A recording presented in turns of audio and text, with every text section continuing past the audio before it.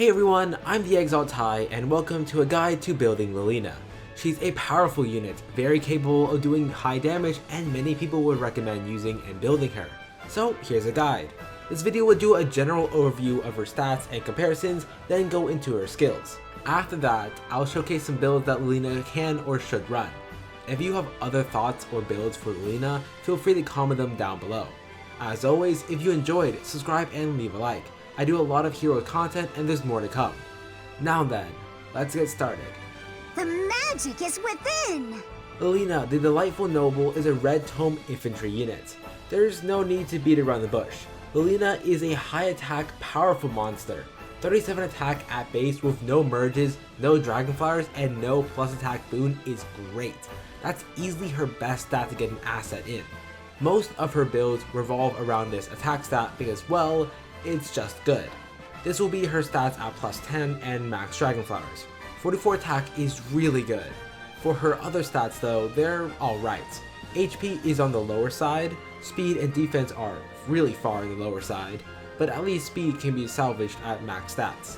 Her res is rather good. She can run Iceberg, take a magical hit, and maybe run a Mystic Boost set to take on dragons. That defense is definitely not going to help against dragons. To get a better idea of Lilina's type, let's take a look at some other red tome units. Lilina unfortunately doesn't have the same attack stat, but her weapon does make up for that. But at the same time, Fallen Julia and Kidia also have good tomes that help them. Julia might look like a better Lilina, but remember, she's a 5-star exclusive unit. Getting those maxed out stats will be much harder than maxing out Lilina. Here's another set of units to compare. Lilina has very similar stats to Soniki, the first 4-head girl before Eliwood, which is pretty cool. Julius and Iago are rather interesting. Iago is a support unit, which is different from Lilina, who mainly focuses on offense. Julius is sort of like a support unit and sort of like an offensive unit. The two of them may be similar in stats, but they don't have the same power that Lilina does. Let's talk about that power. Lilina has the 4 Blaze, a powerful tome that has the base effect of chill res. It can be later refined to have Death Blow 3. Just from this weapon alone, you already know what type of character Lilina is. Lilina wants 3 things, and it's disgusting. Attack, and, well, you guessed it, support her allies with chill res. Weakening high res foes helps Lilina secure the kill much easier. Her other skills don't matter too much. Attack plus 3 is nice, but so is stacking Death Blow. Growing Flame is good since AoE specials use the attack stat, which Lilina has a lot of, but unless you're running some way of decreasing it fast, Glimmer or Draconic Aura will work just fine. Lilina's game plan revolves around the 4 Blaze and the ability to one-shot foes. It's central to her kit and is the reason why people use her. And one way to help with that plan are these allies. Units that can give more attack buffs, like Male Chris with Joint Drive Attack, is fantastic. Summer Selena has a tome drink thing that decreases the foe's res stat, which will help Lilina do even more damage. Lilina wants to one-shot her foes, and by the off chance that the foe survives their hit, Flash can come in and prevent their counterattack. On the flip side, here are some counters to be aware of. Attack debuffs hurt Lilina a lot, and with her attack stat, there's a good chance she'll get hit by chill attack. Damage reduction skills like Spurn or Close Call or Repel can decrease Lilina's damage. It's even worse if it's on a blue unit like Female Chris. Speaking of Close Call and Repel, I made a video guide on that and I'll link it in the iCard right there. Yes, I know, there's no Spurn. That's because the video was made before Spurn came out, but it's the same damage reduction effect, just a different secondary effect. Blue res tanks can be a problem for Lilina. She does have chill res to help with this, but it might not be enough. Before we start on builds, feel free to comment down your build for Lilina. For those who don't want a plus 10 Lilina and you're looking for a budget set, then this set will work just fine. Nothing too complex, just stack triple Death Blow 3 and you're good. Swordbreaker isn't the best skill at plus 10, but for a budget build, it'll work well for you. Speaking of breaker skills, I made a video talking about their worth in today's meta. Check it out in the iCard right there. For most of Lilina's builds, Glimmer would do well. It synergizes with her high damage output, so there's not much need to change it around. Unless you want to use an AoE special, or maybe Draconic Aura, or even Ruptured Sky, if you think it's right for the situation. Personally, I still believe Glimmer will be the best. For those who do want a plus 10 Lilina, this is one of her most optimal sets. At max stats, she'll have 60 attack, which is amazing by itself. Add on the death blow stacking, she'll get plus 20 attack when she initiates combat. That's 80 attack. That's perfect for using Glimmer. Even if the foe has a solid res stat of like 30, that's still 50 damage plus Glimmer.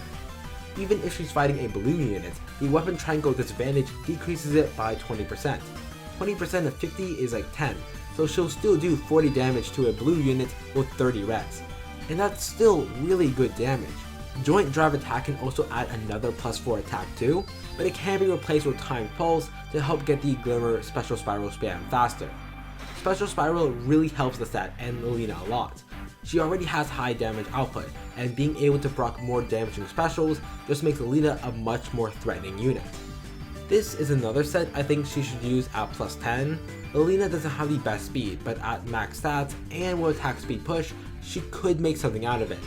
Low speed res gives her more chances of doubling and increasing her already high damage output, so that's perfect for her. It's still the same plan as always, player face and deal loads of damage. If I was a mage with bad defense and I had to fight an adaptive damage dragon without mystic boost, I would simply say no. I'm just built different. God, I love that Twitter meme. Lilina can work pretty well as a dragon slayer thanks to her solid res and 4 blades having chill res. Many dragons have good res and she's there to take it down a notch. Getting some extra HP healing from mystic boost is also nice. With Mere Impact, Mere Strike, and 4 Blaze, Lilina gets plus 16 attack and plus 14 res when she initiates combat. That's fantastic for taking on a magical unit, especially dragons. And Mere Impact prevents the foe from making a follow-up attack, which can be very helpful against certain dragons who have high speed or quick repost. Though it would cancel a quick repost or vengeful fighter, but Lilina should have enough speed to not get doubled by them. Lilina can also run a good support build, all while keeping a strong offensive presence. If she isn't attacking, she can rally her allies and debug the foes with Ruse and Fate. You can mix and match with the other types, but this combination covers all the stats. For support units, Survival is a must, and Fury can help with that with the stat buffs. Though her HP is rather low, so maybe a Bond or Stat Up can work too. There are few sets that Lilina can run that don't use 4 Blaze, and that's because 4 Blaze is incredible. There's not much of a need to use something else when 4 Blaze is right there.